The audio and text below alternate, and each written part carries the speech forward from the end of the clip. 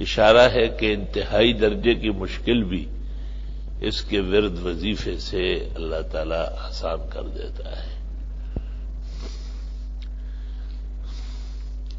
اسی طرح حدیث میں ہے کہ جس نے یونس کی دعا پڑھی اللہ اس کو نامراد نہیں کرے گا۔ تو اب یہ فضیلت اور تاکید سامنے آؤ۔ جب سے اسلام آیا ہے ہر دور اور زمانے میں صلحائے امت نے، علماء امت نے، اولیاء ملت نے اس کو عمل بنایا ہے، اور اللہ نے ان کو مختلف گرفتوں سے، پریشانیوں سے بچ نکالا ہے۔ کسی عمل سے پہلے اس عمل کے فضائل اور شرعی تاکیدات پر نظر ہونا چاہیے۔ جیسے یہ کلمہ لا الہ الا انت سبحانک انی کنت من الظالمین، ایک پیغمبر مرسل زمانے کے نبی برحق،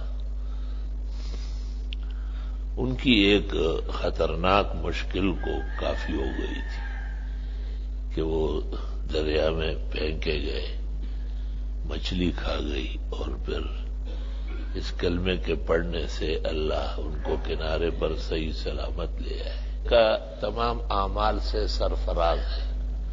غور کیے جائے تو آپ کہے کہ آیت کریمہ تو ہم ان سے کہتے ہیں جمعے کے دن فجر کے بعد میں آپ بھی شریک ہو جائیے، ہم بھی آپ کے لیے نیت کرتے۔ کوئی آسان کام نہیں ہے کہ روزانہ بیٹھ کر کے استغفار اور آیت کریمہ ہزاروں لاکھوں مرتبہ ہو۔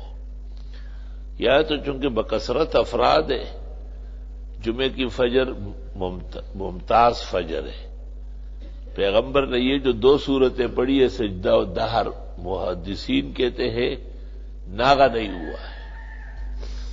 ابن مسعود جامع ایک حدیث تفسیر الکشف والبیان میں ابو المنصور ماتریدی کی دیکھی ہے، اور بڑی حیرت ہوئی ہے اس تفسیر پر کہ اس نے یہ روایت بھی نقل کی ہے کہ فانتہا الصلاح، اگر سچ مچ استغفار کا وظیفہ ہو اور استغفار کثرت سے بھی ہو، لزوم سے بھی ہو، تو نہ یہ کسی کے خلاف ہتھیار اٹھائے گا، نہ اس کے اوپر کبھی ہتھیار کام کر سکے گا۔ غور فرمائیے 15ویں صدی میں کتنے بڑے بڑے اس بون چال سے گزر گئے۔ ہمیں اپنا قورم پورا کرنا چاہیے، اللہ تعالی کو خوش رکھنا اور اس نظام پر آنا جو اس نے مانگا ہے، پھر اس کے ہاں دینے کی کمی کس بات کی ہوگی؟ بیٹے اور مال کا ملنا ہے، کتنی عجیب بات ہے کہ اللہ خود وظیفہ دے رہا ہے۔ فَقُلْتُ اسْتَغْفِرُوا رَبَّكُمْ إِنَّهُ كَانَ غَفَّارًا۔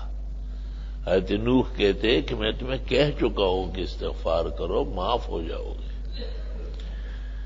یرسل السماء علیکم مدرارا، زوردار بارشیں ہو جائے گی۔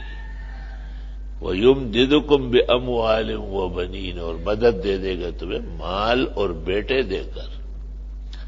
دیکھو مال کا ہونا بھی ضروری ہے، اگر مال نہیں ہے تو بیٹے کئی خرکار ہوں گے، کئی مزدور کار ہوں گے، کہیں ڈکیتی کریں گے، کئی پتہ نہیں کیا فتنے مصیبت بنیں گے۔ تو یہ جو کہتے ہیں نا کہ اولاد کم سے کم ہو، تو یہ کم عقل بیوقوف بےہودہ قوم ہے۔ ان کو کہنا چاہیے کہ اولاد نیک صالح ہو، شریعت کی باتوں کو شریعت کی نظر میں سمجھنا چاہیے، کوتا نظری سے سمجھنا کم نصیبی ہے۔ وَيَجْعَلْ لَكُمْ جَنَّاتٍ، اللہ تعالیٰ تمہیں جنتیں دے دے گا۔